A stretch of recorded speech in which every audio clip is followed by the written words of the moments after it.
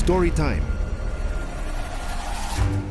I finally carry belly for Mimi husband. Time to share prick don come oh.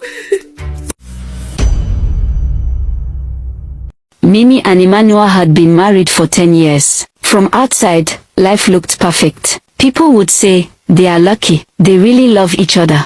Every morning, Mimi left for work at B&B Closet, always neat, always on time. She was calm, quiet, respectful, and careful in everything. Emmanuel went to Uplink ICT. Both drove separate cars every morning, and every evening, they returned home to spend time with the children. Life seemed ordinary, but it was full of love. Evenings were the best time. Dinner was full of laughter. Sometimes, after dinner, the couple went for short drives, listening to music and talking about anything. Fun followed fun. On weekends, trips to the city, movies, and small surprises kept life interesting. The children were happy, playing in the house or in the yard, while parents enjoyed their quiet time together. Everything looked balanced and perfect. Then one day, things started to change. Emmanuel began coming home late. At first, it was only once or twice, but after a while, it became a pattern. He would leave the office late, call less, and sometimes avoid going straight home. Phone calls started getting answered outside the house.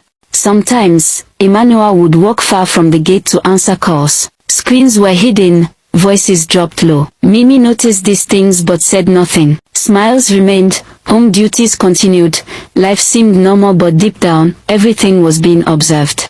Suspicion started growing slowly. Mimi noticed how Emmanuel sometimes hurried to leave the room when calls came. She noticed how he sometimes looked nervous when certain names appeared on his phone. But Mimi didn't show anger. She didn't shout. Calmness became the shield, smile stayed, and routine continued like nothing had changed. One day, the truth came out in the quietest way possible. The woman's name was Precious. Precious was bold, cunning, and very determined. She wanted more than just secret meetings. She wanted a place in Emmanuel's family. Her eyes were on the prize. Precious started manipulating Emmanuel. She whispered, smiled, laughed, and used every little trick she knew. Then one morning, she called Emmanuel, her voice calm but full of satisfaction. I went to test, Precious said. It's positive. Emmanuel froze. He was at the office. His heart started beating fast. His mind raced. Are you sure? He asked quietly. Yes, Precious said, smiling in her voice. Doctor confirmed. Everything is fine. I'm pregnant. Emmanuel did not know what to say. His mind was a storm. He stayed quiet for a moment, thinking. Then he decided to go with Precious to the hospital himself. The test results came back. Doctor confirmed it. Emmanuel's tension grew heavier. He had never expected this. His mind spun with questions. What to do? How to hide it? How to manage Mimi? How to handle Precious? After careful thinking, Emmanuel decided to rent a house for Precious. At first, he hesitated. Mimi would never agree. She would never allow another woman in their lives,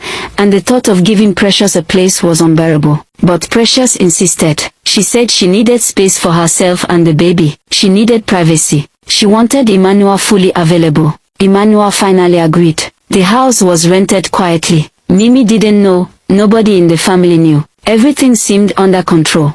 Then Precious felt she needed a house help. The pregnancy made life harder. Daily chores were difficult. Precious wanted someone to care for her and the baby. Unknown to Emmanuel, Mimi arranged the house help herself. She chose someone clever, experienced, and with a hidden plan. The house help had known Precious before and understood how greedy and desperate she could be. From the moment the house help entered the house, things began to change. Precious thought everything was under her control, but the house help had her own plan.